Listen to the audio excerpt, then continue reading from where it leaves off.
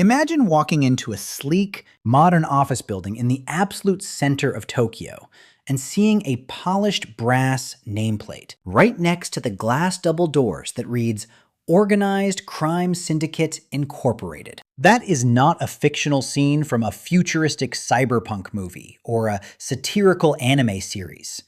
For many decades, being a high-ranking mob boss in Japan did not mean hiding out in a smoky, subterranean basement or speaking in hushed whispers under a flickering street lamp in a dark alleyway. It meant sitting comfortably in a high-back, ergonomic leather office chair, meticulously reviewing your quarterly extortion metrics, and loudly complaining to your assistant about the poor performance of the corporate wireless network. Hollywood cinema desperately wants you to believe that the Yakuza are all flawless, stone-faced martial arts assassins who spend their entire nights drifting custom sports cars through rain-slicked neon streets and slicing vehicles in half with ancient family swords. In actual reality, you are basically a middle manager with a significantly better tailored wardrobe and a much higher statistical probability of losing a vital body part during a performance review. But welcome to the glamorous, high-stakes world of the modern Japanese underworld, where the single greatest daily threat to your multi-million-dollar criminal empire isn't a rival family hitman. It is a combination of severe government red tape and worsening joint inflammation. If you want to run a successful, highly lucrative crime ring in the United States, you have to hide your physical identity, use heavily encrypted burner applications, and pray that the federal authorities do not look too closely at your chain of local businesses. If you want to accomplish the exact same thing in Japan, you simply register your gang identity with the local municipal police department and order a fresh box of custom-designed business cards from the printer down the street. The Japanese government explicitly tracks these criminal organizations as official legal entities, known under the law as boryokudan. They know your exact corporate office address. They know your primary office phone number, and they probably know exactly what brand of premium green tea you prefer to serve to your corporate guests. When two rival godfathers need to sit down to discuss a highly contentious territorial dispute over extortion rights, they do not start blasting automatic weapons into the plaster ceiling of a crowded restaurant. They meet politely in a minimalist wood-paneled boardroom, bow to one another at a perfect 45-degree angle, and formally exchange business cards using both hands. You are strictly required to hold the business card precisely by the top two corners, so that your thumbs do not accidentally obscure the intricate family crest printed in gold foil. If you happen to drop your rival's card or slide it across the smooth table like a playing card, you might accidentally spark an international gang war right then and there. It is exactly like a high-stakes networking mixer for arrogant Silicon Valley tech executives. Except absolutely everyone in the room happens to have a loaded, semi-automatic pistol concealed inside their designer leather briefcase. The Supreme Syndicate even spent decades publishing its own official, internal corporate fan magazine for its thousands of members. This publication featured motivational poetry written personally by the Supreme Godfather, extensive weekend fishing reports from the senior regional executives, and a highly informative lifestyle column. There was also an incredibly popular, dedicated section detailing exactly which members had been recently fired, sent to federal prison, or permanently eliminated from the organization.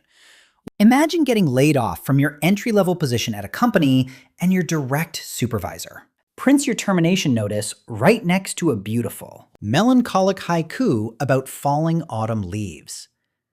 But that is the exact kind of intensely toxic workplace culture we are dealing with in this underworld. During the autumn holidays, the Yakuza would even allocate thousands of dollars to purchase massive quantities of premium candy and hand it out directly to local neighborhood children for Halloween. They desperately wanted to be perceived by the public as upstanding, helpful neighbors, operating essentially like a heavily armed homeowners association. Nothing quite communicates community outreach and positive public relations like a man with a deeply scarred face handing a toddler a colorful lollipop while two men in matching black sunglasses quietly survey the perimeter for threats. The Yakuza even went out of their way to pay their national taxes with absolute mathematical precision. They watched what happened to American gangsters like Al Capone, who got taken down by simple tax evasion rather than violent crimes. So the Japanese mob bosses hired elite, expensive accountants to make sure every single dollar of their illegal gambling and extortion revenue was properly declared to the National Tax Agency.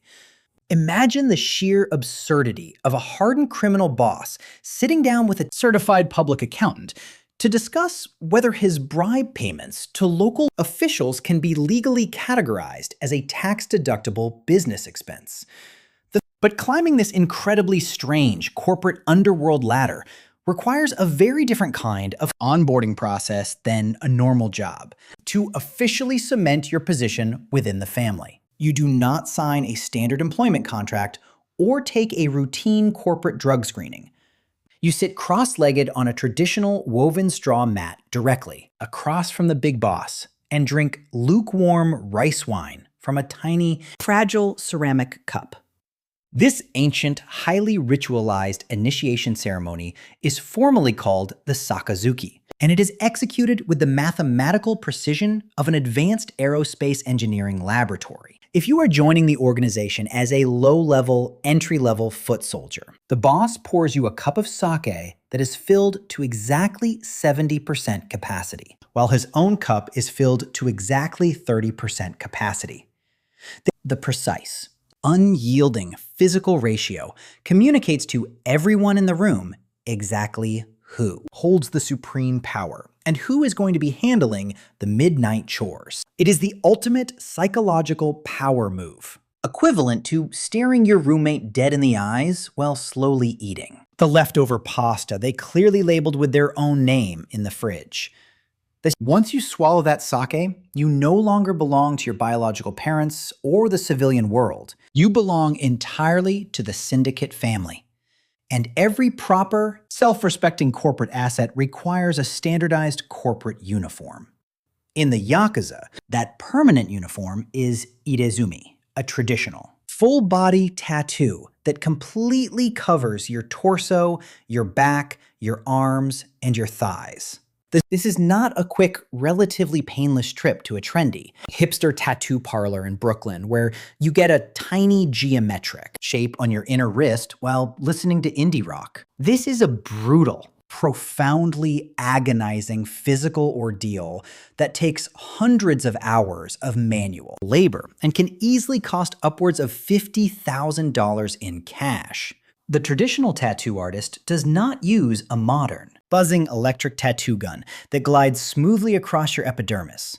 They utilize a heavy wooden handle tipped with a sharp row of steel needles to manually, repeatedly punch the thick ink deep into your flesh, stroke by individual stroke, hour after agonizing hour.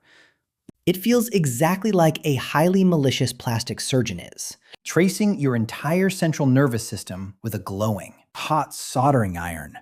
The entire philosophical point of the entire process is the raw, unadulterated physical pain. If you cry out in agony, you completely fail the entry test. Or if you pass out from the intense physical trauma, you are permanently deemed weak and useless. If you cannot handle a simple piece of sharpened bamboo and steel needles, the boss assumes you will immediately fold the absolute second a rival syndicate ties you to a wooden chair in an abandoned warehouse. So you sit there, completely motionless, for 40 hours a week, staring blankly at a paper wall, pretending with all your might that you are not deeply questioning every single life choice that brought you to this specific room. The average modern internet consumer will literally close out of a video if a 5-second advertisement plays before the content begins. A dedicated Yakuza recruit will sit completely still through 3 consecutive years of literal skin flaying, just to prove to his peers that he can keep his mouth shut under pressure. The final result of this torture is a gorgeous, incredibly vibrant artistic masterpiece of mythical dragons, golden koi fish, and ancient samurai warriors hidden completely beneath a standard, boring gray business suit. It is the ultimate societal manifestation of extreme delayed gratification. You look like a boring, uninspired corporate accountant from 9 to 5, but underneath the white cotton dress shirt, you are a walking museum of absolute human suffering. The tattoos are explicitly designed with a clean, uninked vertical line running directly down the center of your chest. This allows you to unbutton your top collar slightly on a hot summer day without a single civilian seeing the hidden tattoos underneath. It is corporate modesty and criminal professionalism at its absolute finest. But once you are fully inked and officially integrated into the daily operations of the family, you get to deal with the ultimate human resources disciplinary policy. Let us say you completely screw up a major assignment. Maybe you misplaced a highly valuable shipment of illegal contraband, or maybe you accidentally insulted a senior executive from an allied crime family during a tense territorial negotiation. In a standard American corporation, you receive an uncomfortable, awkward chat with a human resources representative, and a written warning placed into your permanent file. In the Yakuza, you are handed a small, intensely sharpened knife and a perfectly clean, folded white cloth napkin. This is the centuries-old tradition of yubitsume, which translates literally in Japanese to finger shortening. You are expected to sit quietly on the straw floor, take a deep, stabilizing breath, and slam the heavy blade down to completely slice off the top joint of your own left pinky finger. Then you carefully wrap the severed piece of bleeding flesh in the white napkin and calmly present it to your boss as an official physical apology. Most modern adults experience an absolute spike of existential dread and anxiety when they have to.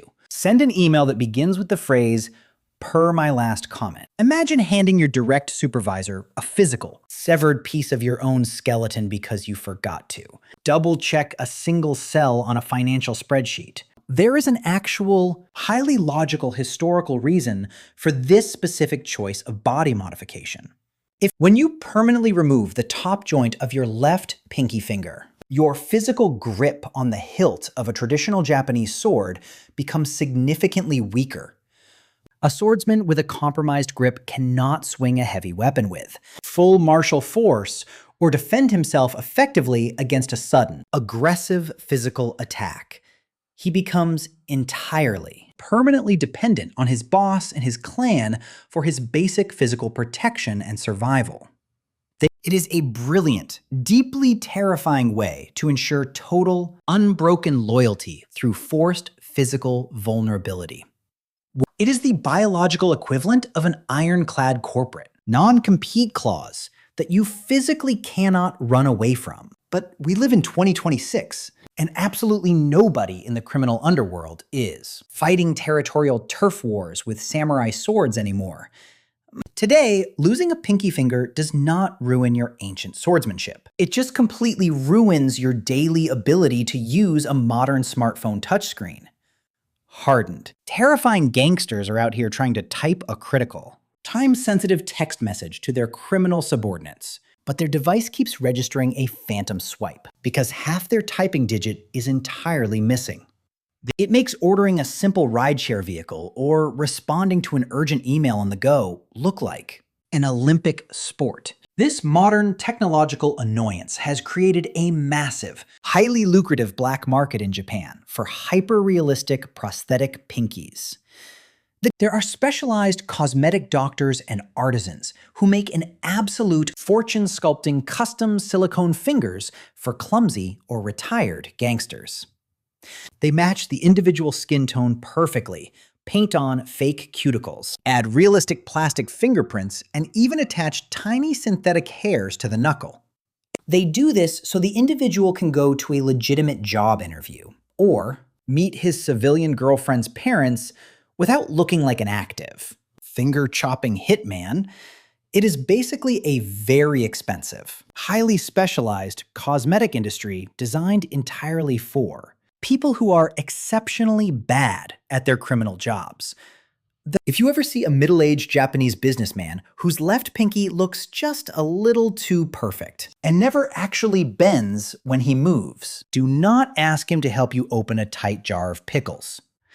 But losing a finger to a mistake is not the biggest threat to your modern criminal enterprise.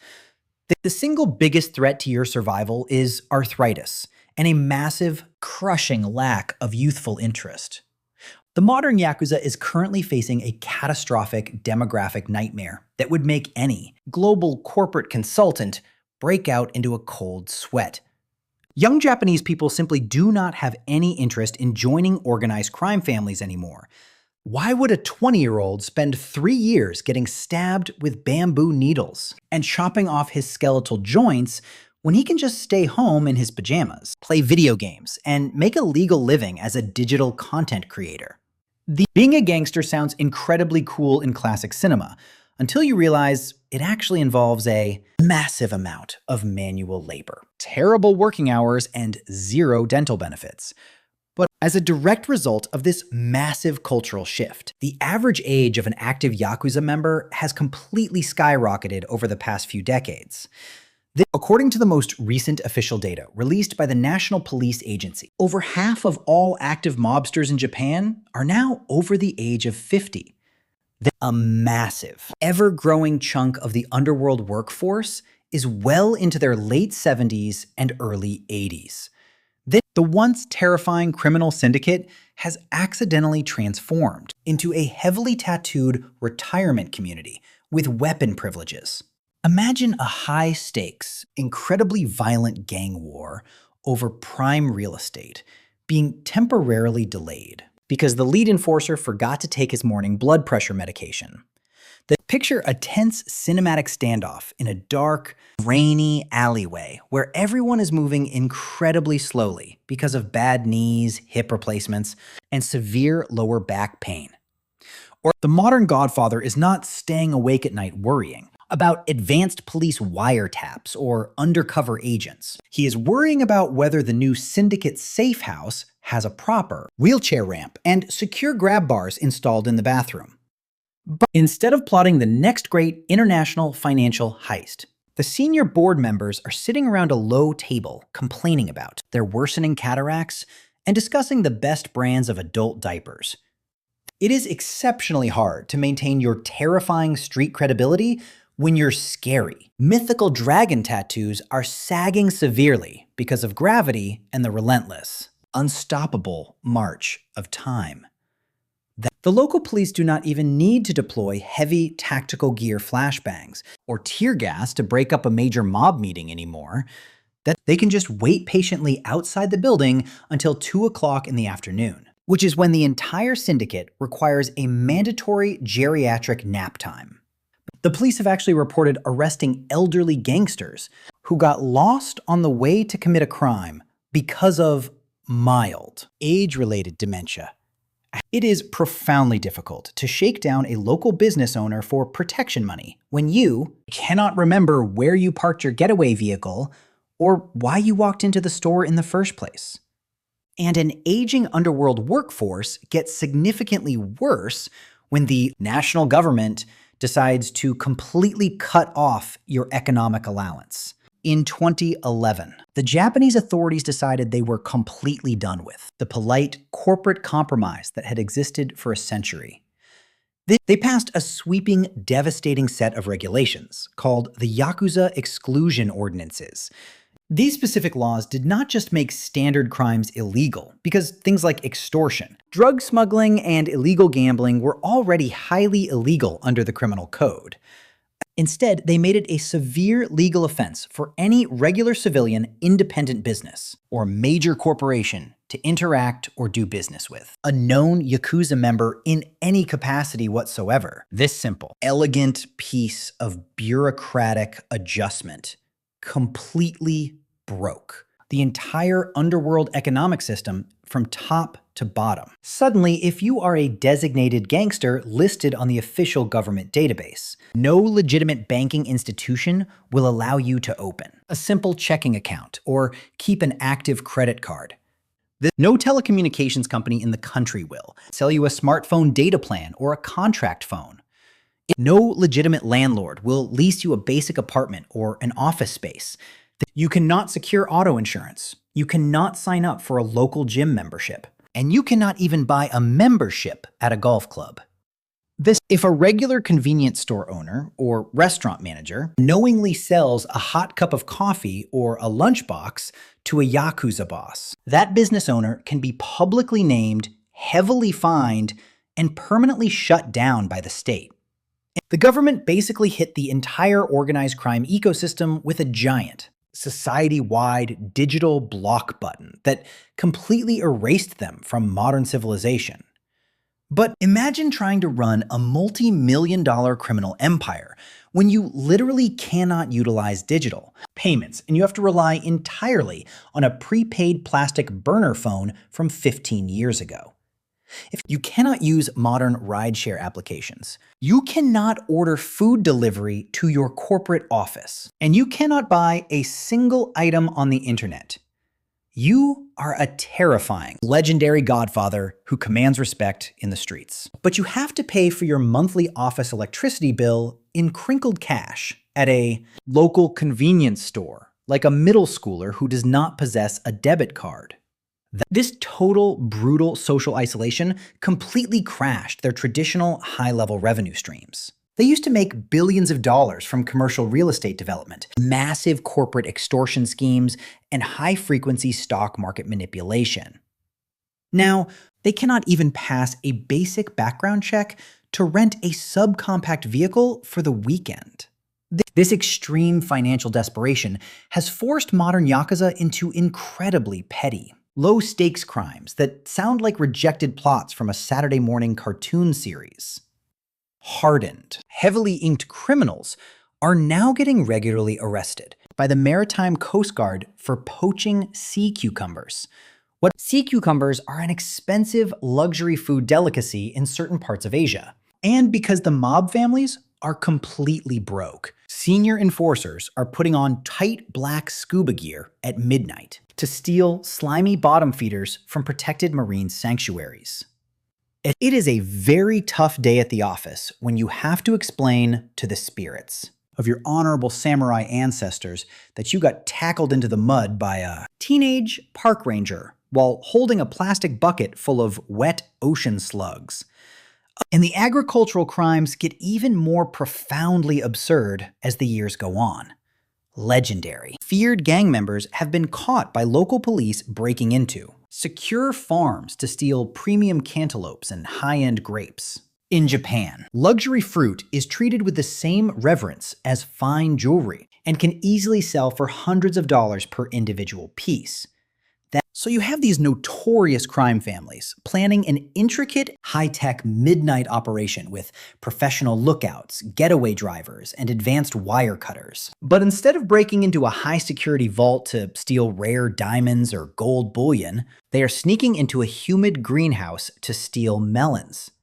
Imagine the intense, dramatic conversation in the getaway vehicle after a major underworld heist. Did you successfully secure the briefcase full of unmarked cash? No, but I managed to grab 6 highly symmetrical cantaloupes and a very nice, fresh basket of organic strawberries. That is the harsh, unglamorous reality of being a modern-day Japanese godfather in the 21st century. You went from controlling the flashing neon streets and multi-billion dollar entertainment districts of Shinjuku to running a highly illegal black market fruit stand out of the trunk of a dented used Honda Civic. The financial crunch is so severe that some gangs have actually failed to pay their office rent and have been formally evicted by their landlords. Imagine a group of terrifying gangsters getting their office furniture thrown onto the sidewalk by a standard moving company because they missed 3 consecutive rent payments. So what does the actual long-term future look like for a modern godfather? The overall syndicate membership is shrinking at an absolute record pace every single year. Some desperate crime families have actually resorted to creating and selling official digital stickers on messaging applications to raise basic funds for office supplies. Think about the absolute mind-boggling absurdity of that reality for a brief second. An organized crime syndicate that once terrified the entire nation, manipulated major political elections, and influenced global financial markets is now actively trying to get you to spend $2 on a digital cartoon sticker of a tiny tattooed man bowing politely. They are getting kicked out of public bathhouses and traditional hot springs because of their body art, and they cannot even secure a basic credit card to purchase a monthly Netflix subscription to pass the time. And the cinematic myth of the badass, untouchable Yakuza is officially dead, buried, and forgotten. They are not the cool, wealthy anti-heroes from the video games who look incredible walking in slow motion through the rain. They are just an aging, frustrated group of senior citizens who are completely locked out of modern digital society, desperately trying to figure out how to pay their winter heating bills with stolen agricultural products and poached bottom-dwelling seafood. So the next time you feel completely stressed out and overwhelmed by your regular, boring office job, just remember that your professional life could be significantly weirder. Your boss might be an incredibly annoying micromanager who sends way too many late-night Slack messages. But at least he is not demanding a severed piece of your skeletal structure because a marketing project was a day late. You might have a long, frustrating daily commute on a crowded train, but at least you do not have to put on a tight black wetsuit at midnight to steal sea cucumbers just to keep your office lights turned on. Sometimes a boring 9-to-5 job with a fully functioning checking account and a normal digital footprint is the ultimate luxury that money can buy. So what about you? Do you honestly think you could handle the raw, unadulterated pain of a 40-hour hand-poked tattoo? Or would you fold the absolute second the government took away your ability to use mobile banking? Let me know down there in the comments.